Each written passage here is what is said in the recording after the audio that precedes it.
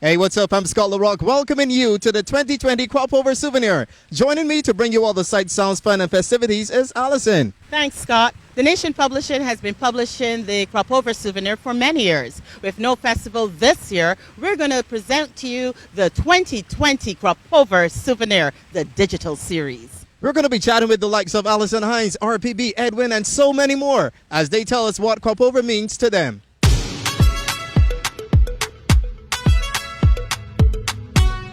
Conducting the interviews for this year's Crop Over Souvenir is the nation's very own Andrea King.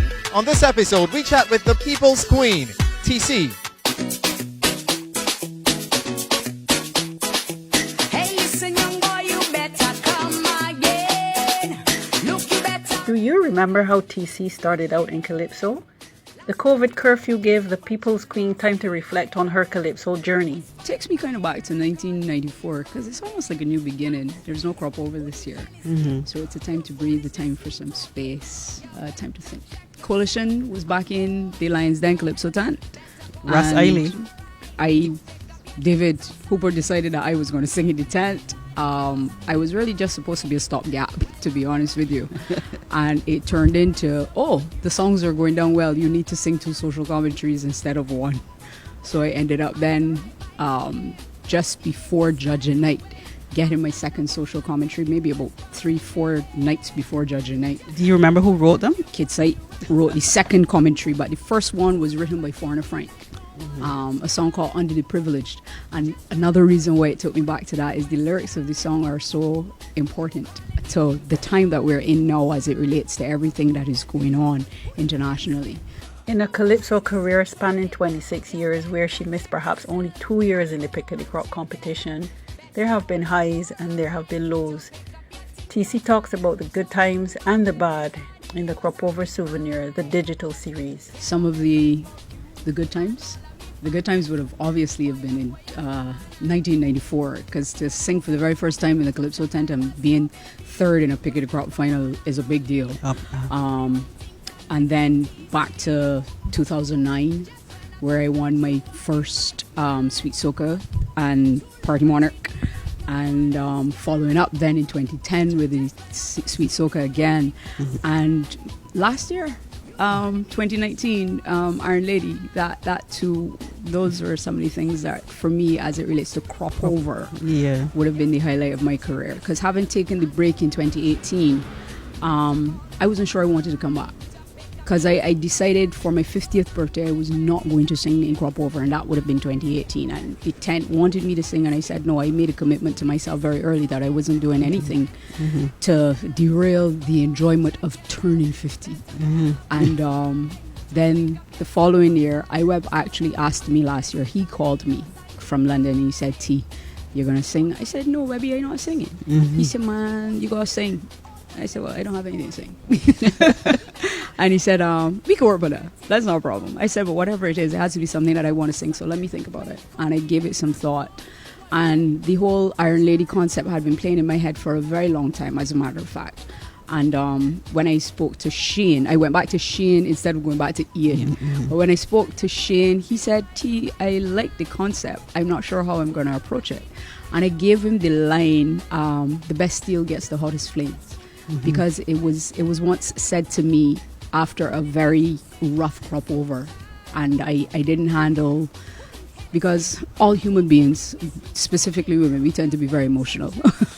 And I had a really bad crop over that specific year, and someone wrote me a lovely note just to kind of remind me that what I was doing was not in vain, and that there was still a long way to go, and that you did not become the finest steel until you went through the hottest flame. And I gave that line to Shane, and he said, I'm going to build this entire song around that. Hold me the iron, I'm the Iron Lady.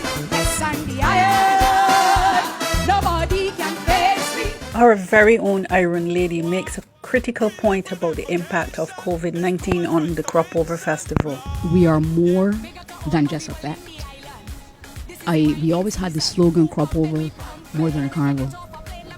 But this situation will show whether or not we're more than a carnival. If we can actually pull off a Crop Over without having fans, where people are still engaged, we will see that this is more than just 6 fetes, 6 breakfast parties, a party monarch, a soca monarch, whatever you want to call it. We're more than that.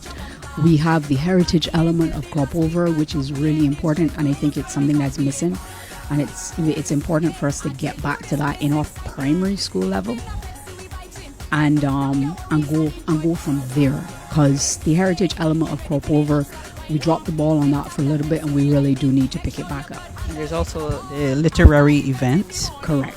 You have the literary events, you have the visual arts element of it as well, you have the culinary element. So again, more than a festival, there's so much to crop over.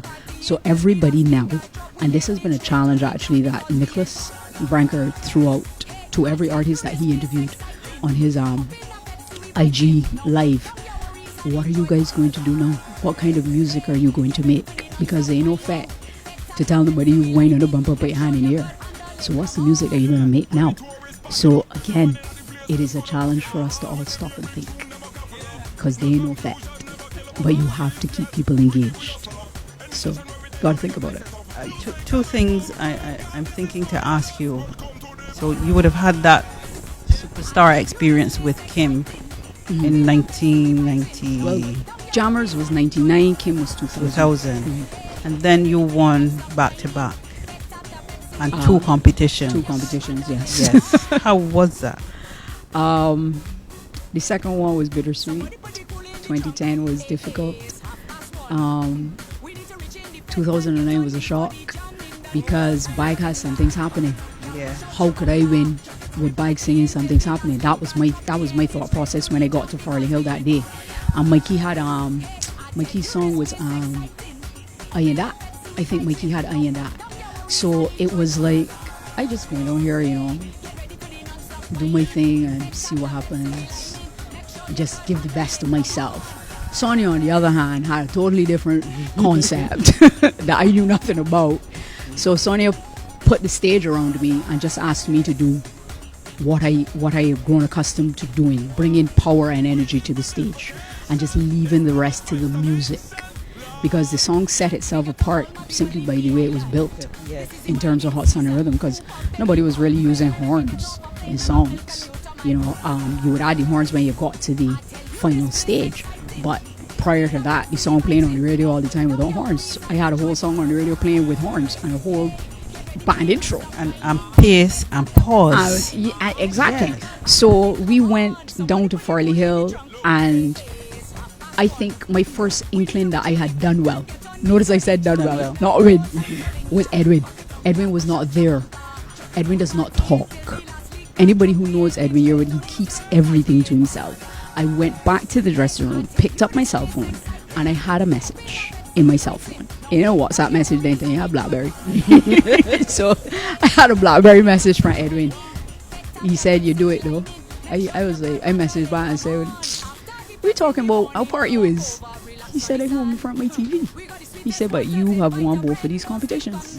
I said, "You might as well at me, Edwin." He said, "T, I telling you." So when they announced the first one, it was just Natalie and I on stage, right? So I just held on to Natalie. But then when they announced the party monarch, Bag had to literally hold me because I collapsed. Because he was like, "I know how you feel. Just take it all in. Just take it all in." And I just got down on my knees and I said, "Thank you, Lord." Because I did not have an inkling. But the very next year, to go to Bushy Park, Sonia said, "I want to repeat these competitions if I can." And we tried our very, very best to find the right material. And actually both songs were written by Nadia. Nadia wrote Down the Road and Dirtiness. I think Dirtiness, to my mind, came out too late. Had we had it early enough, it would have done the job, but we did not want Neil to do both songs. So Nicholas ended up doing Dirtiness and Neil did Down the Road, because we wanted to have a split in terms of the sound and the feel. And when we did Down the Road, Sonia said, "Okay, the song is good as a recording. It now has to come to live for the stage." So we called Nicholas and asked Nicholas to do the stage version for the song. and Nicholas made all the changes that needed to be made. We kept the body of the song so it was still recognizable, but in terms of the stops, the starts, the changes of the key, the lift of the band, the highs, the falls, all of that was Nicholas's idea. And then Sonia just did all the staging around it, and I, as usual, was just told where to stand. And I did. Stand and deliver. And I stood and I delivered. And for me, that was challenging as well, because again, Dale had a huge song that year. What was Dale's song that year? Miss Dale had a big song that year. I don't remember the name of the song, but I remember that was the year where the Party Monarch clashed with the Sweet Soca Monarch. And people were already annoyed that I had won the Sweet Soca Monarch. I'm too old now to hide the reality of things. People were already annoyed because they felt like Dale should have won the competition because his song was so big. But again, the competition was judged. In those two instances, I could safely say the competition was judged based clearly on the criteria and nothing else. There was not anything to do with who you were, nothing. It was criteria. I always remember Edwin saying when Natalie won Party Monarch that he was not beaten by a celebrity. The better song beat him on the day. I remember him saying that, and I always give him props for that. But and then we had to go back and compete, and I said I wasn't doing it. And Sonia said, I agree with you. Don't think that I'm going to tell you you have to. I don't think you should. You can't tell me that I just win a competition and then I go compete again to try to win something else to be ultimate winner. It's like giving it to you and taking it back. And I said, no, I'm not doing it. And then somebody came and said, you know, if you go back out on stage, it's not going to end well because a lot of people in the audience are pretty upset, so don't go. Right. But obviously, I stayed backstage. The dancers were scared, and I said to them, I'm not going to put you all in that position. So we're not going. So when they called, Blood went, and I said I wasn't coming. So obviously the competition ended with Blood being the ultimate winner of the whatever it was. I can't even remember what it was called. But that's why I say 2010 was bittersweet. And 2010 for me became a year that I would never forget as it relates to my journey. Because it taught me a lot about strength and a lot about commitment and also standing your ground. And that to me was important. And I have always, ever since then, stood my ground. Once I made a decision, that was it. Well, here's hoping that you enjoyed watching this episode as much as we enjoyed bringing it to you. Keep watching the Crop Over 2020 Souvenir, the digital edition, as we talk to some of the men and women who have helped to make the Crop Over Festival what it is now. Don't expect no more than what we already have. Keeping it simple.